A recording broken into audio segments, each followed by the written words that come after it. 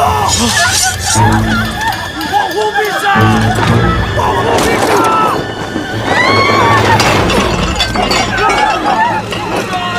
快保护陛下！保护陛下！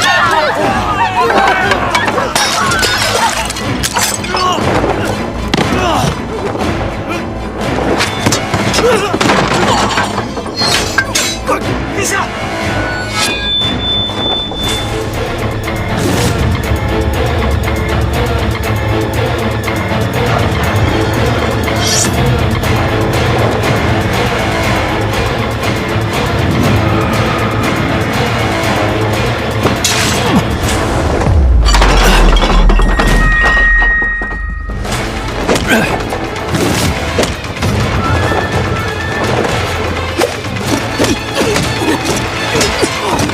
拿下！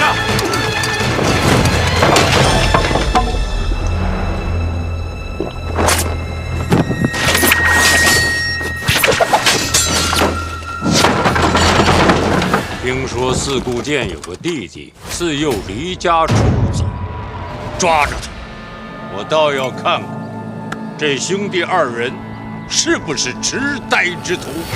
守好陛下！你草率了。有刺客！快去保护陛下！保护陛下！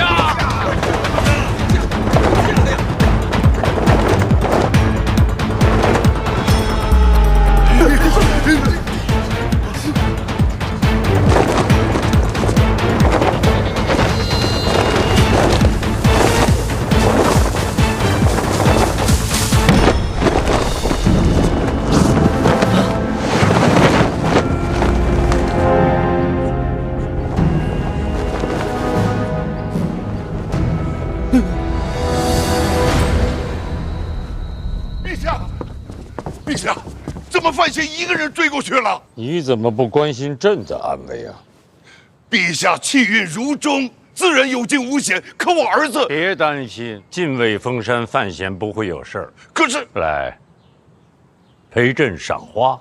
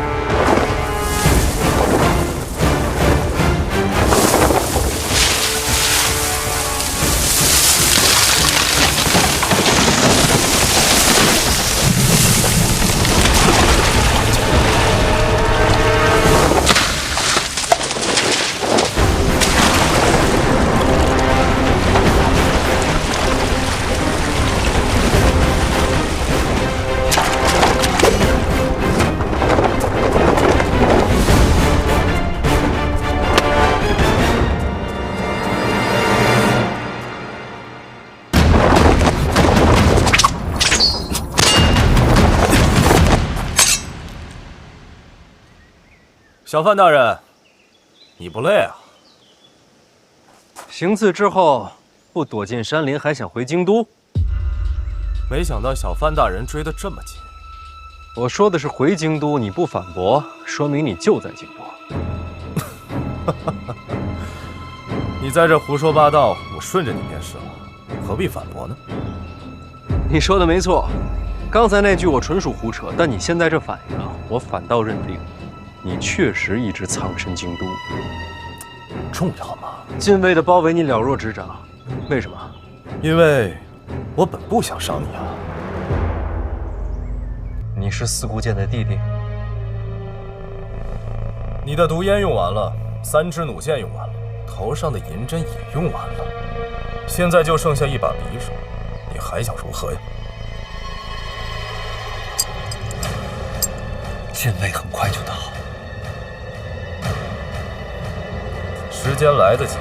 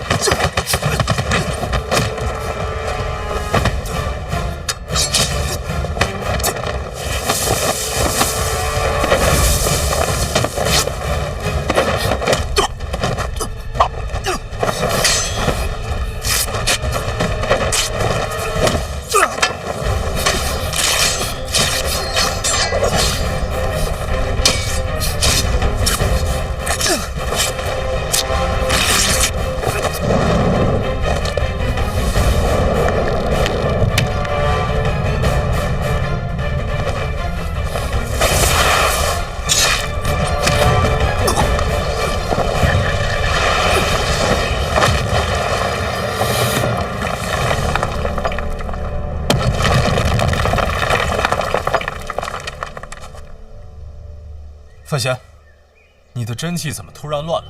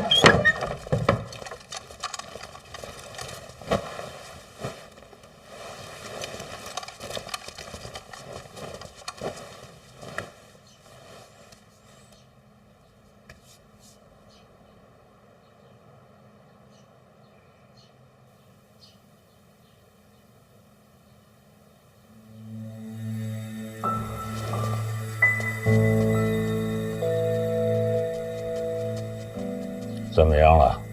陛下，有些麻烦。他不就是中了一刀吗？刀上有毒，解毒啊！是什么毒还不清楚。之前呢，臣曾经去过范府，就已经发现他内息紊乱、经脉逆行的状况。回到太医院，臣查了不少的医书，这才判定小范大人的真气是不受控制了，造成了内息逆行。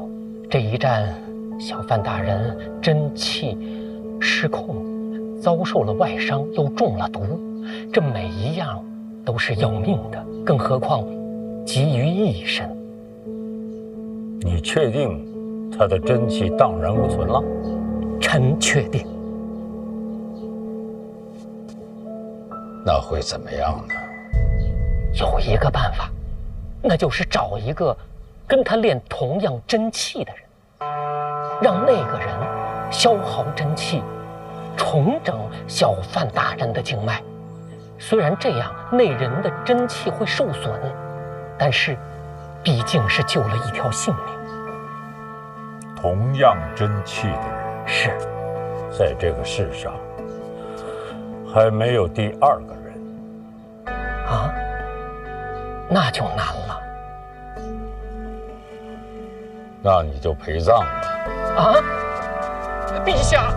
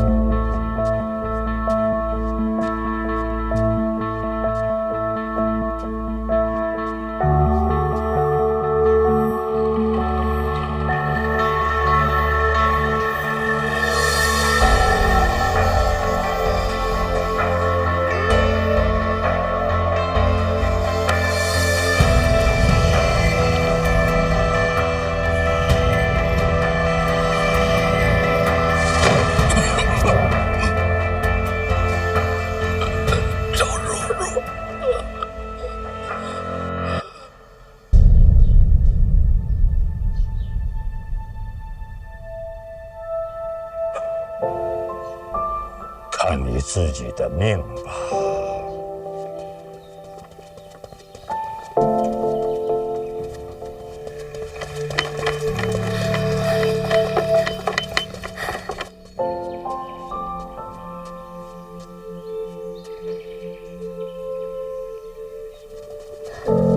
这位就是范府嫡女范若若。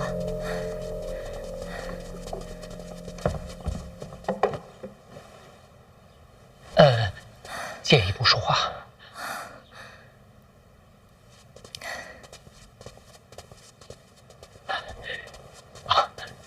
若若姑娘，你懂医术？我哥教过我。那你会解毒吗？不懂。治真气逆行呢？不会。那你怎么救他？我救不了他，能救我哥的只有他自己。我能做的只是让他醒过来。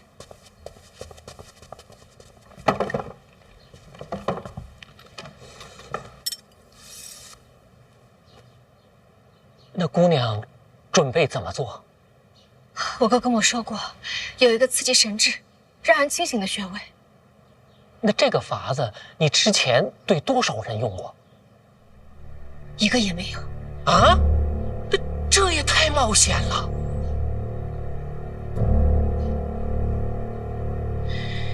如果不用针，能行吗？那就不要犹豫了。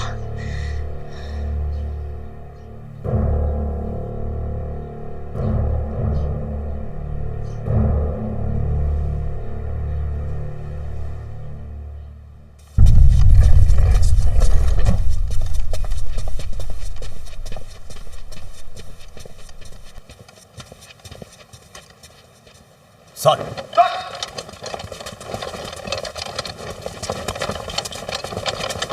快点，快点，快点！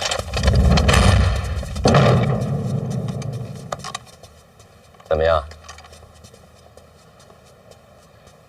自己人无妨。范先醒了，他亲自开口，原话是：要3处冷师兄入宫。好。刺伤范闲的白衣剑客消失无踪，可以确认的是，他在京都。你继续查，那个人是四顾剑的弟弟。陛下的眼光不会错的。九品上的身手，躲在京都，监察院却丝毫不知。虽有蹊跷，我要找出答案。禁卫布防，他都了如指掌。您觉着这代表了什么？有内贼！我查了此人的案卷，结果呢？一片空白。这不合理。这般人物，多多少少都会有文册留存。所以我怀疑，监察院内就有刺客内应。和四顾剑有关的文册，只有各大主办和我有权调用。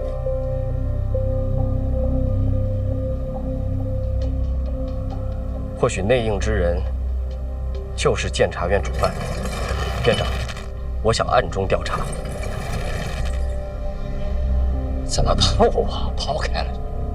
什么人都有可能谋逆，唯独院长不会。为什么？院长心中自有大义。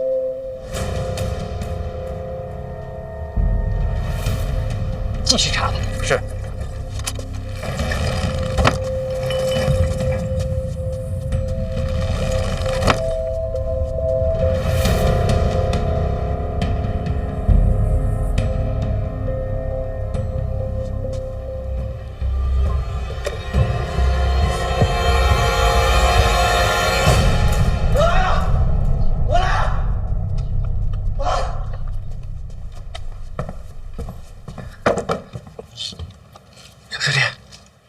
师兄今天没服毒啊！哎呦，就幸亏没服嘛，那不然耽误大事了。小师弟，你知道中的什么毒吗？知道。好，那就能解。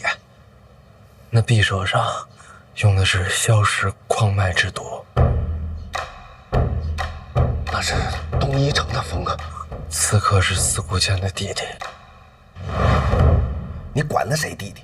我先给你解毒啊。东一城啊，用毒路数虽偏，倒也难不倒咱们三处。要不然先试试。我信师兄的。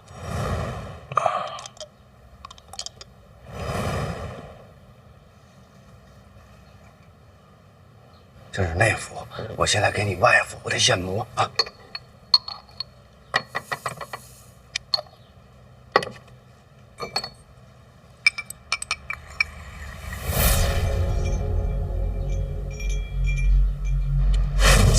并未解毒，怎么会呢？看来是毒入了肺腑了。侵入肺腑，这怎么治？其实做个手术就行。手术是什么东西？就是剖开伤口，清理肺腑。世上哪有这么解毒的？这开膛破腹，人不就死了？什么都不做，也是等死。这闻所未闻的事情，谁能胜任呢？需要一个手特别稳的人。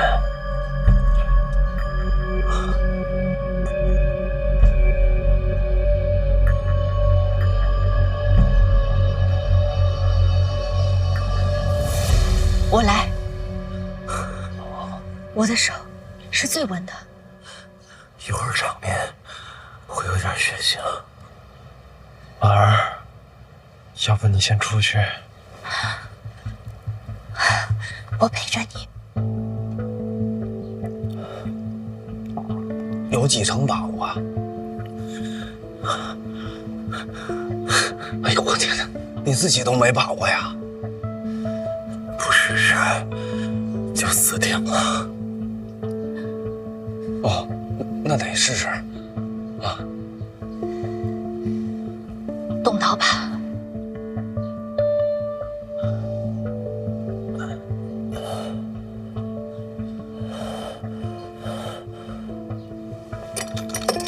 等等，动刀之前还有几个事儿要准备一下。你说。慢点，慢点。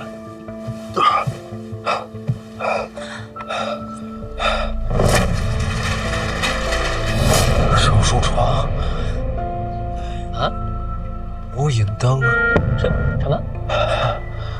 全面消毒。你们能不能对我好一点啊？这都要开膛破肚了，最起码打扫一下卫生吧。哦，好。这世上有种东西叫细菌。什么细菌？啊？肉眼看不见的细菌。什么细菌？别废话了，按我哥说的做。哦，好。躺下。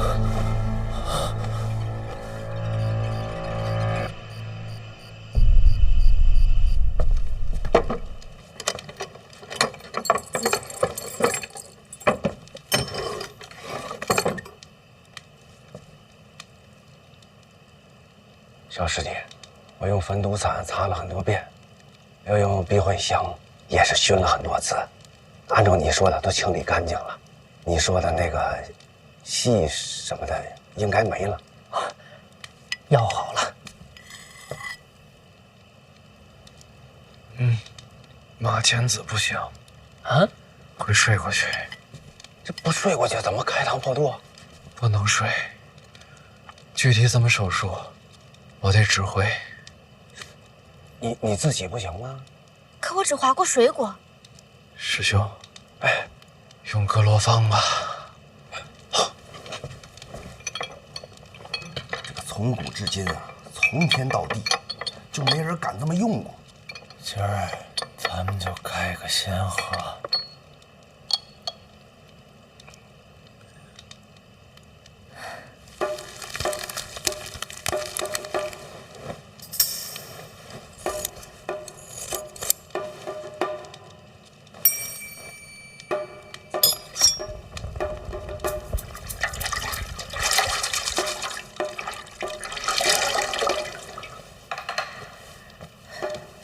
你得给若若擦汗，她才是主刀。哥，开始吧。哦，没事儿，开始吧。别紧张。小心哥，没事啊。没事儿，没事儿。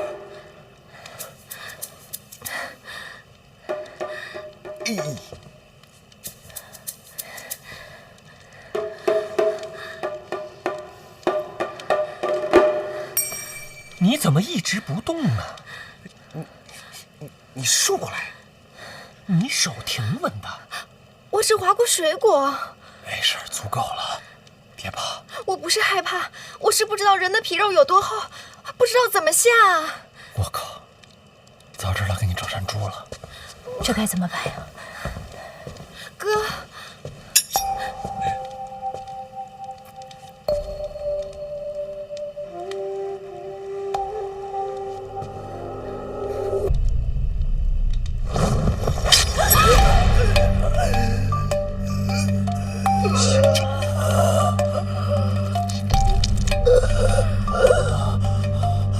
继续。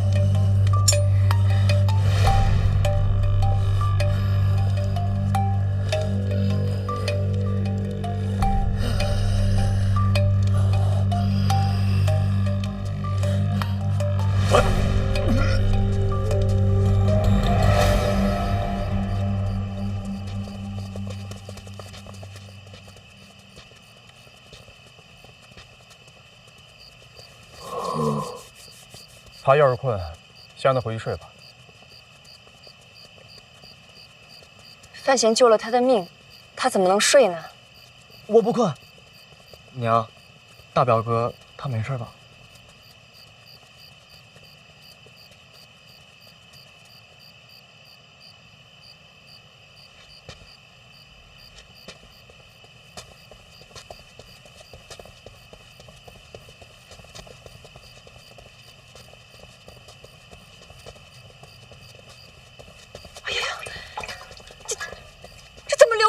血啊！吉人自有天相吧。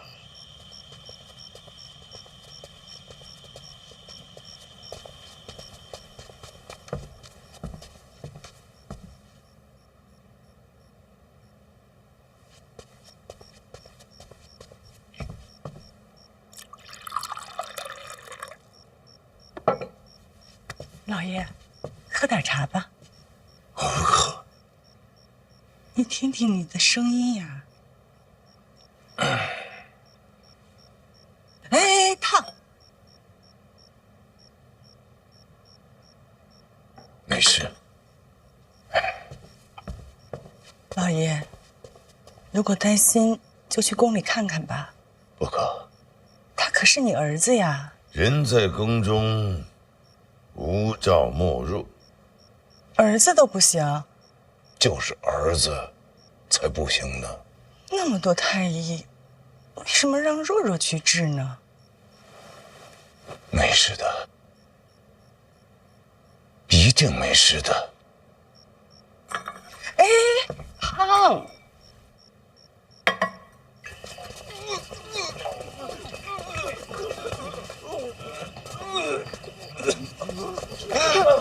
这怎么了？这个陛下口谕，范闲有伤，不宜打扰，请太子与诸位先回宫，他日再来。伤势如何了？已经开膛破肚了。那范闲他……小范大人在乐。乐？他都被开膛了，他乐什么？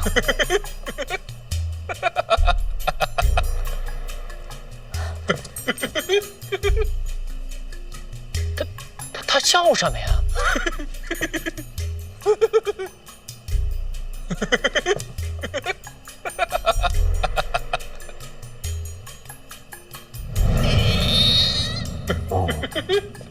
用的格罗方，那是迷药，估计是出现幻觉了。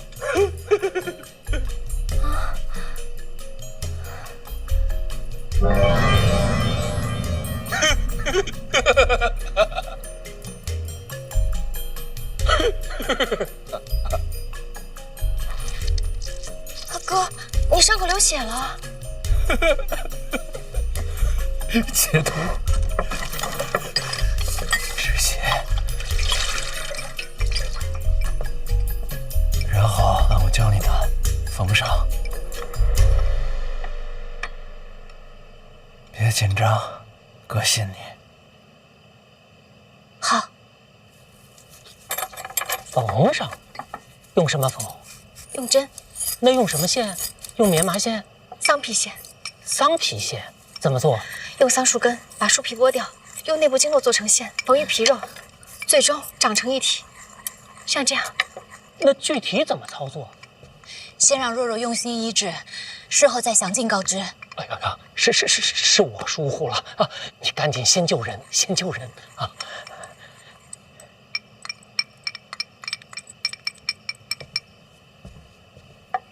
婉儿，怎么了？哪儿不舒服？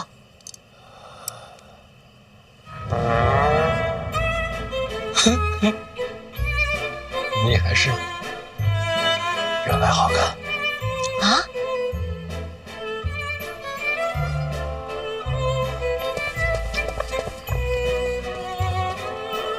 图书馆，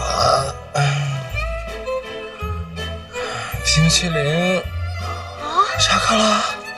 那哥们儿，你一会儿替我点个到，再眯会儿。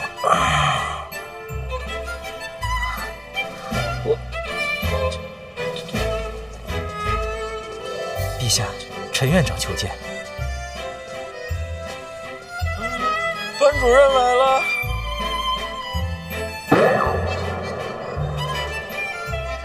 陛下，弄咋这白嘞？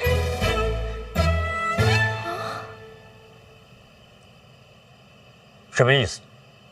歪歪的孩子。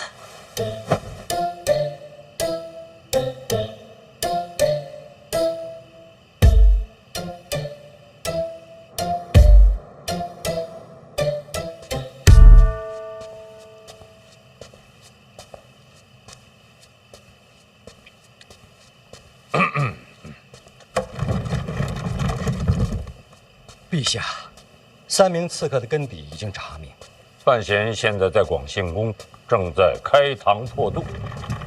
如果这个医术能够传承的话，此乃殉国之大福也。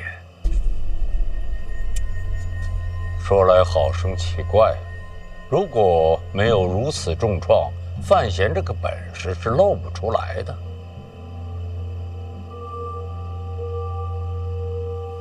随他娘。你说范闲身上还有没有其他的本事？有任何本事都会献给陛下，是吗？为了救驾，连命都不要，什么比命还重要？有道理，进来吧。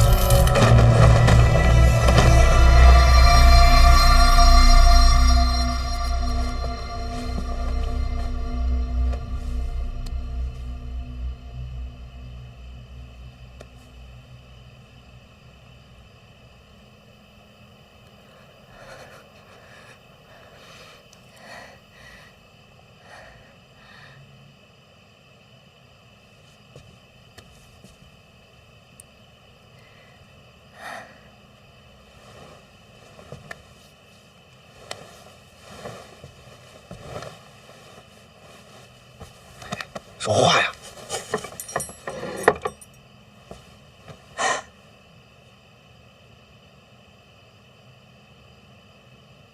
听闻谢了。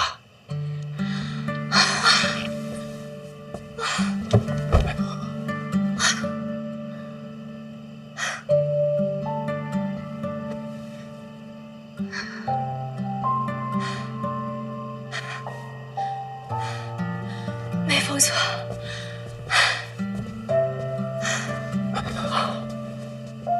范小姐，此等医术可退鬼神。恕李某斗胆恳请范小姐看在倾国百姓的份上，传赐绝学。等哥哥醒了，我再问问他。我现在叫醒他。伤成这样了，合适吗？哎呀呀，惭愧呀！你看我这糊涂的，光想着这医术传承了。行，该收拾东西。哎呀，让我小师弟好好休息。来。哎呀，让小范大人好好休息。明天我再送汤药来。很好学呢。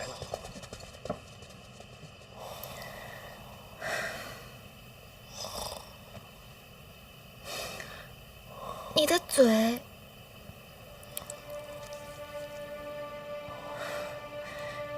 紧张，嘴唇要破了。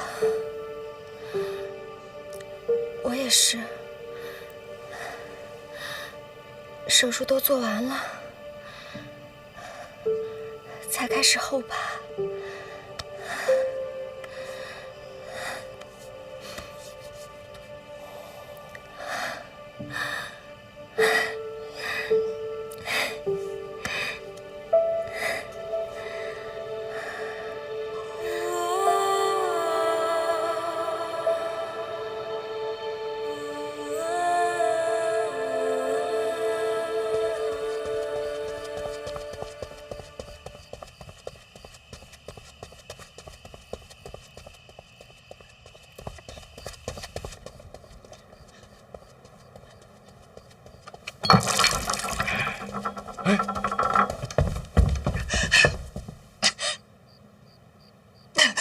老爷，宫里急报，饭前病情稳住了，无性命之忧。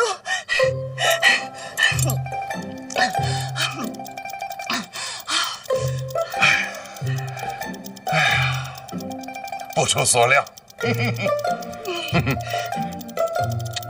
就你心慌，早就跟你说过了，为人做事稳字当先。哎呀，这下行了，最难的一关过去了。老爷，要不我还是去宫里看看吧，没有人照顾怎么行？若若和婉儿都去了，不多我一个。不行，这怎么又不行了呢？范闲成亲，那是对我磕的头，我就是他亲娘。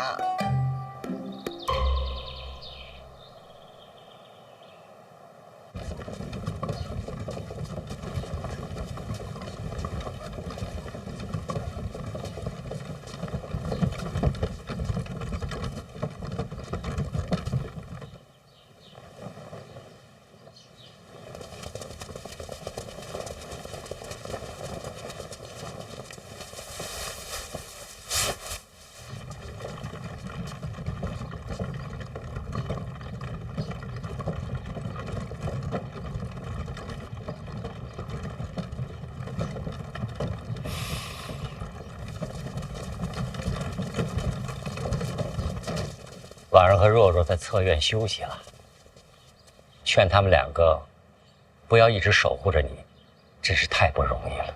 您来的真巧，我刚醒。阁楼坊药效如何啊？三处早就给出了明确的答案，我是掐着时间来的。现在怎么样？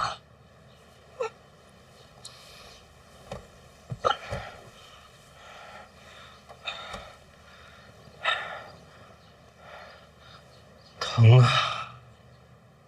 还有什么？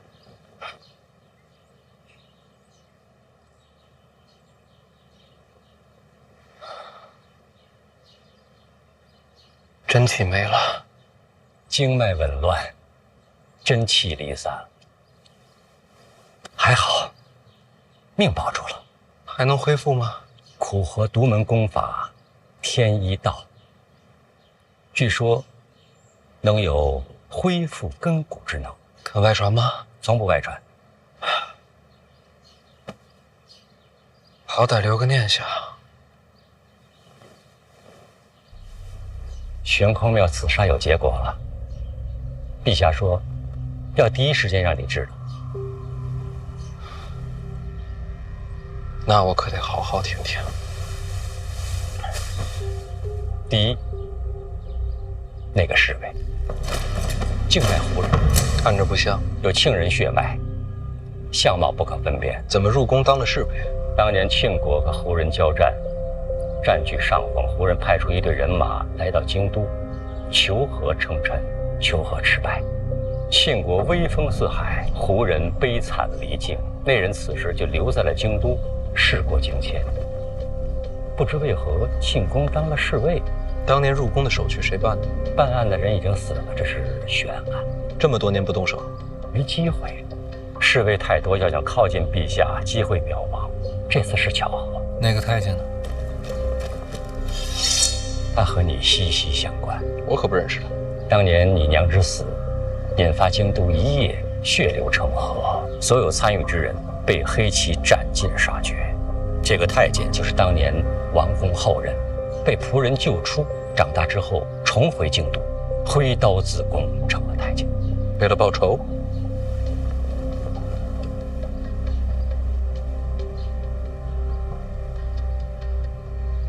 仇恨是最顽强的力量，它会在人的心里边生长，随时间茁壮，最后成为人一生唯一的主题。这话听着，怎么像是有共鸣？我只是在剖析刺客的心中所想吧。那匕首怎么藏的？3年前他就负责打扫玄公庙，那个时候就把匕首藏起来了，现在才可以得空使用。白衣剑客呢？陛下眼光独到，此人正是四顾剑的弟弟。这回真是四顾剑？这次不是四顾剑，四顾剑杀尽全族，唯独放过了他的弟弟。这世上唯一想杀四顾剑的，正是他这位亲兄弟。这3个人彼此认识？不认识，没有牵连。配合这么默契，是巧合，没有商量，没有预谋，3方互不相识，轮番刺杀，这样同时开始，反而形成了杀局。这是一场神仙局，无法预判，不可复制。神仙局，如此巧合，如此天衣无缝之局，非凡人莫属。凡人不行，您可以的。话可不能那么说，我哪有那样的本事啊？如果就算有的话，刺伤我的是影子。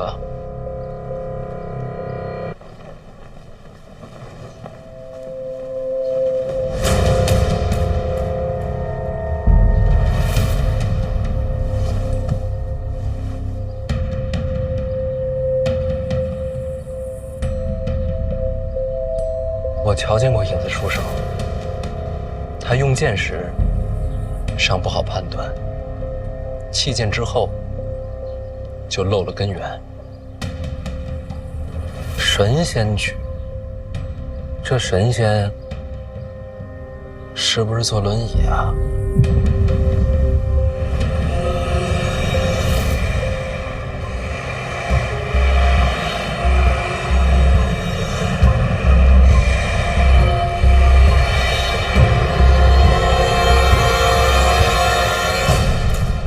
别看了，我刚醒，不可能藏人，这儿就咱俩。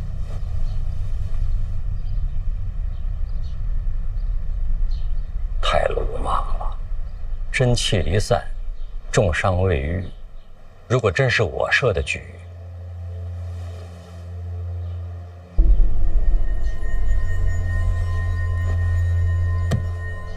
怎么办？是你吗？我只派了影子，其他2个纯属意外。你想杀我？不是我，影子一直想跟五竹交手，没有机会。你是他唯一的亲传弟子，也就凑合了。那一剑是个意外，你忽然之间真气全无，他没有及时收得了手，所以是个意外，对吗？绝对是意外。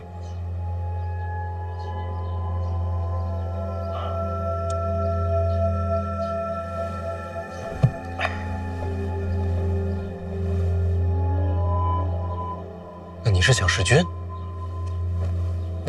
陛下对我信重，我没有理由弑君。那得问你啊，做臣子的最重要的是什么？忠诚，替陛下解忧。你让我好好理一理。刺杀陛下是替陛下解忧，咱们这陛下是活得不耐烦了？那把火还记得吗？动作快，快救火！快点，动作快！3个刺客都可以找到出处，唯有那把火，检察院全体出动，没有找到任何踪迹。更有趣的是，结果报上去之后，陛下没有深问，轻轻放过。火是陛下放的，陛下落子，从无嫌弃。那把火不够，所以才有了影子那一剑。什么叫不够？这又是放火又是行刺，究竟想要什么结果？悬空庙谋杀，震惊朝野。这件事情总要有人担责，这就是结果。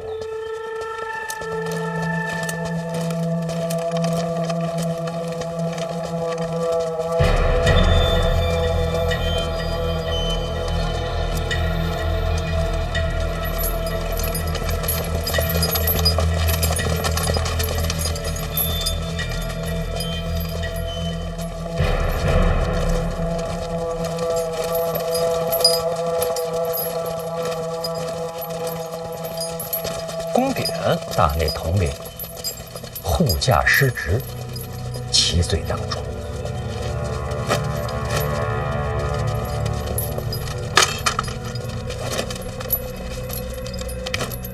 陛下保重，臣告退了。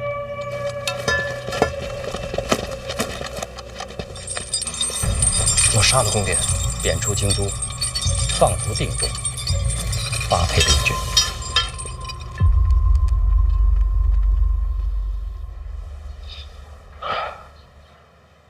我就不明白了，这么大个阵仗，就为了一个宫典？他是叶仲的师弟，叶仲连上8篇奏折请罪，结果跟宫典一样，昨夜已经放逐定州，发配边郡。叶家垮了，这就是陛下想要的？不对呀，这叶流云也是叶家人，陛下何必得罪大宗师？陛下怎么想的，只有他自己知道吧。最后一个问题，四姑剑的弟弟就是影子的事儿，陛下知道吗？不知道，以下这抓捕。那这和行刺有何区别？为了陛下真正的利益，我不介意让陛下受到惊吓。这话听着可不像忠臣，结果最重要。要是那一剑刺中了呢？陛下不会死，没有人真正了解陛下的底牌。我该不该把影子的身份告诉陛下？可以不说，那你就不该承认。你刚才说刺客就是影子，这件事应该埋在心里，不应该问我。是，如果真是你布的局，我问出口就已经死了。那你为什么还要问？如果是别人，我就不问了。若是别人，我也不会答。悬空庙刺杀之局，真相就是这样。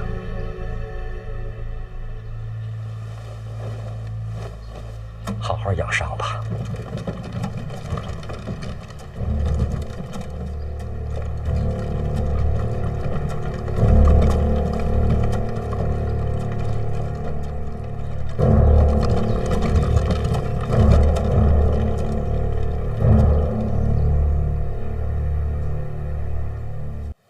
陈萍萍都跟你说了些什么？陛下，他说了3名刺客的身世，还有呢？他还说这场火有可能是陛下自己放的。哼，这个老东西。还说什么？还说陛下这么做是想赶走叶家。与叶家无关，但是与叶家的一个人有关。叶流云。叶流云在江南，听说是云游天下。朕给他下了12道密旨，让他回京都，他居然置若罔闻，抗旨。对，抗旨。知道为什么？因为他是大宗师，这些人现在非常人所能匹敌。四顾剑1人1剑，守东夷城数10载，100万雄兵难以靠近。为什么？就是因为他们都是大宗师。这些人是王法于不顾，是规矩不愤的。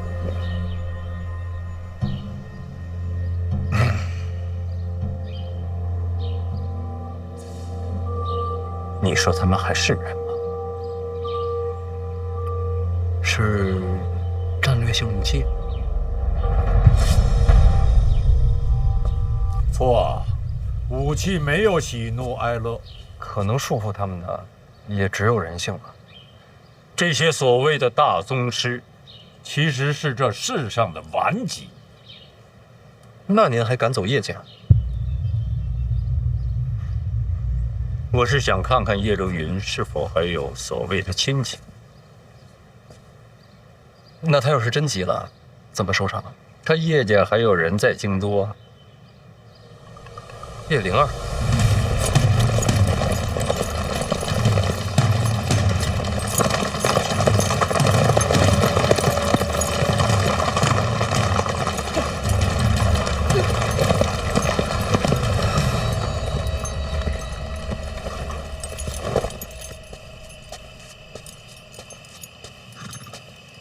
我跟您一起去定州。灵儿，爹，对不起你。把你留在京都，并不是为了保护你。知道爹为什么去定州吗？守备失职。那是责罚，所以，我们叶家必须有一个人留在京都。你，就是爹选出来的质子。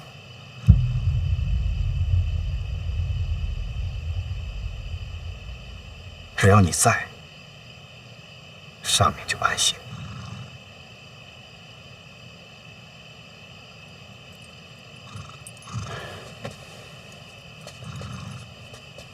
莲儿，对不起，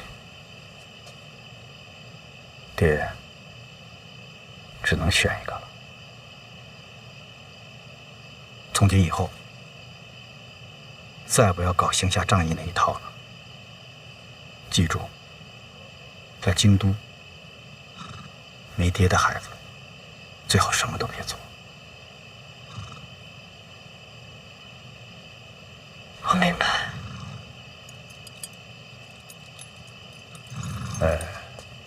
最近你对二殿下观感如何呀？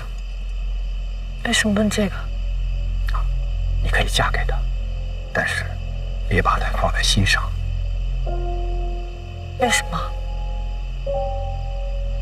如果陷进去了，就没有退路了。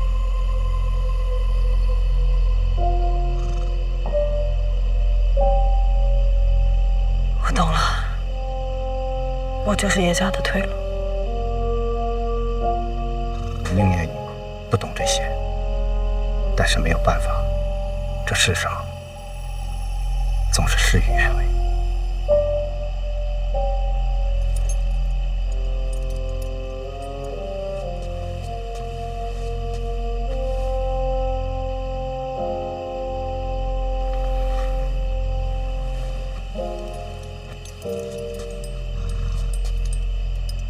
谁都别恨，好好活着，我的女儿。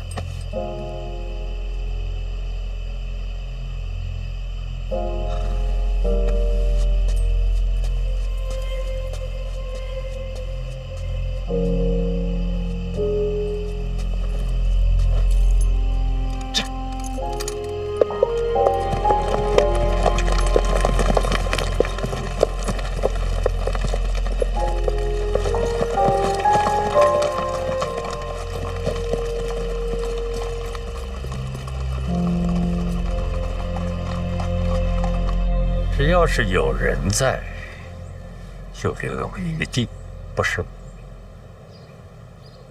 叶灵儿之所以留在京都，是因为和老二的婚约。您从赐婚那天就想到今天了，为什么告诉我这些啊？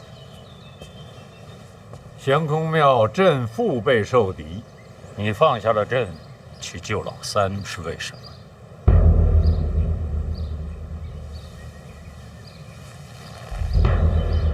为什么？当时那一剑，臣要是不挡，三殿下可必死。那在你的眼里，朕的命还不如老三？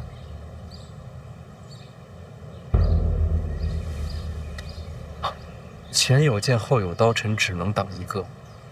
当时看来，那一剑威胁更大，救三殿下，只不过是顺势而为。你完全可以拿老三当挡箭牌啊，你就不至于受伤吗？事发突然，臣来不及想那么多，只想着挡箭就任。你好生歇息，等你好一些，朕带你去一个你想去的地方。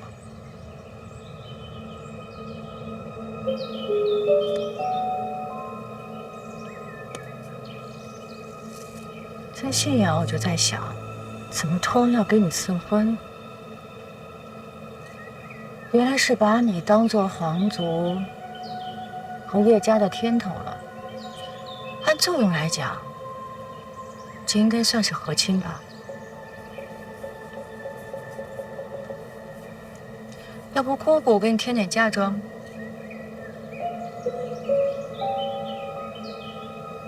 姑姑，咱们是同盟，你都一败涂地了，我跟个废物同什么盟？您现在不还住在我这儿呢？你杀了我，出口恶气。哟，咱们可不能真疯。想想你自己，婚约便是盟约，叶家被贬，你也会被拖下水。他们一天不回京都，你中皇位的前景就一片暗淡。不过还有一条路可以走。还有路吗？有啊，杀了叶灵儿，斩断与叶家一切的关系，和他们一刀两断。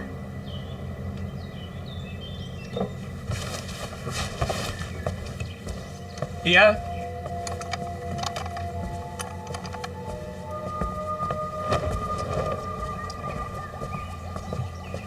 去趟叶家，转告叶灵儿，婚约既成，休戚与共，终有一日我会让他叶家重返京都。姑姑啊，我觉得雪中送炭好过锦上添花，况且此刻叶家需要依靠。你杀了叶灵儿，岂不更干净？不然叶家出事儿，你也跟着完蛋。叶流云还在，叶家不会垮。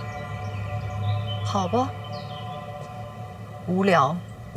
劳烦问一句了，姑姑，方才您是真的想帮我吗？我就是想看血流成河。那让姑姑失望了。我现在就启程回信阳。这么突然？无戏可看，待着干嘛？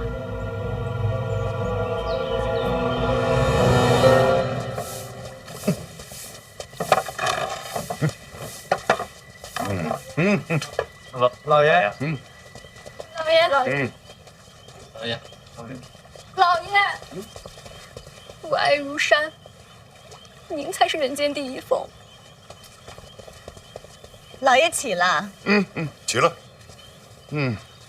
得须当户部，饭钱弄来的银子得用在赈灾上。哦。多散了吧。老爷不进宫去看范闲，也不让我去，看来对的。那肯定对。人在后宫就得多考虑一些。确实不合适。想明白就好。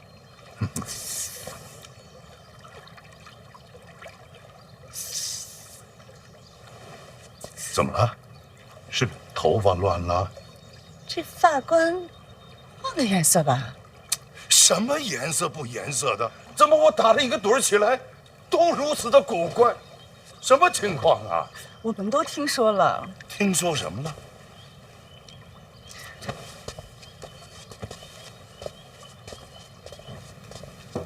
哎呀，想了。哎呀，老爷。范闲的亲娘是不是叶青梅？你怎么知道？那就是真的了。此事事关重大，切莫传扬。可这传闻街头巷尾都传遍了。怎会如此呢？不仅如此，还有什么？范闲是不是陛下的孩子？这事儿也传遍了。真不是老爷您的错，陛下荒唐了。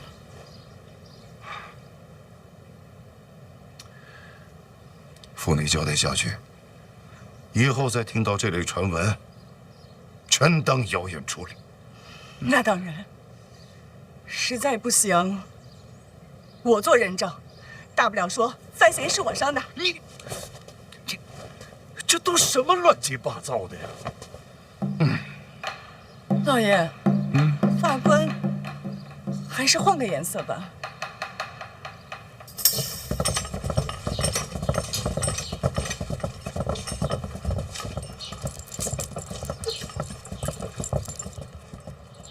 姑姑，您这真是准备回西阳吗？那我还能去哪？我看这都要搬空了啊。舍不得啊？那倒没有。姑姑，这名册与账本本身就是我们共有的，里面的内容但凡泄露一点，与敌国走私这罪名都算是轻的了。姑姑会害自己吗？当然不会，安全第一嘛。就是因为京都太危险了，所以这些呢要姑姑替你保管。都到这局面了，姑姑还不信任我？我若是信不过你，我偷偷就搬走了。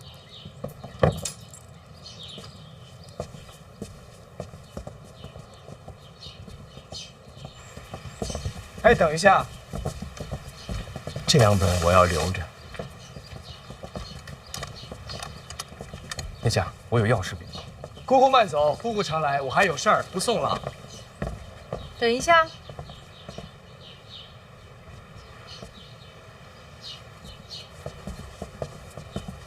书，给姑姑路上解个闷儿。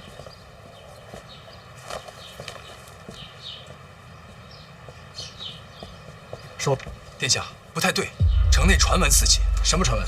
街头巷尾都在议论，说范闲生母就是当年的叶青梅。叶青梅，范建和叶青梅，难怪内府会传给范闲。不是范建，范闲是陛下的儿子。这种街头传闻你也敢信？这消息传遍街头，监察院没解释没阻拦，若是假的，早该抓人了。殿下，没反应就是真的。难怪我早说过我们像。都给我停下！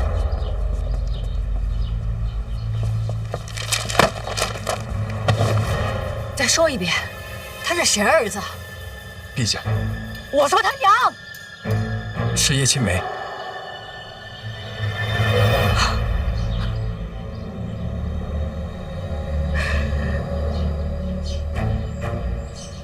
你跟我进来。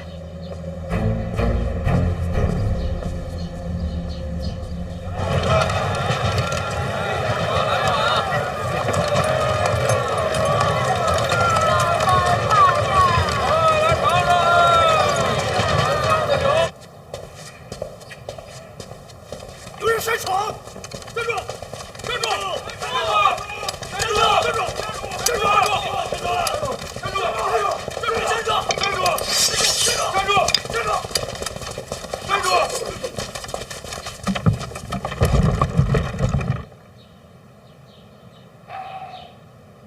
监察院皆有重地，你一个户部的闯进来作甚？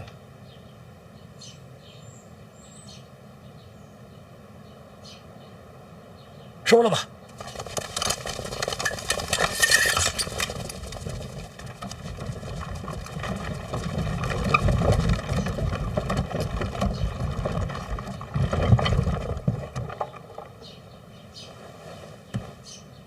范闲身世，满城皆知。我知道。你知道有什么用？如何收场？还有，这消息一夜之间传遍京都，动作之快，匪夷所思。得查。除了监察院，还有谁能做到这？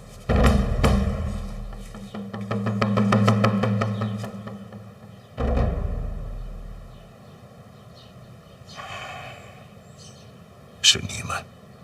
准确的讲，应该到午时之后，消息才可以传遍京都。陛下的意思？这种事只有陛下点头。为什么？范闲舍身救驾，陛下感动，那就把他往绝路推。臣子变皇子，那是升迁。范闲身世藏这么多年，不就是为了他安全吗？叶青梅这3个字代表什么？有多少人爱他，就有多少人在恨他。仇恨这东西，一旦染上，就不会褪色。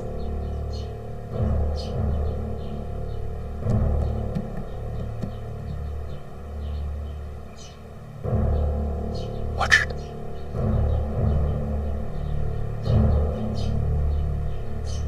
我知道。不要他死！公主，冷静。我很冷静。叶青梅的儿子必须要死，怪不得要把内骨交给他，这是要物归原主呀。以范闲如今的身份，陛下不会允许有人杀他的。可这是陛下欠我的。这么多年，陛下需要什么我就给他什么，他不方便做的事情是我在去做。他不愿意查的人是我在帮他查，是我，不是别人。我为陛下尽心尽力，就算他要我赶出京都，我也如他所愿。姑姑，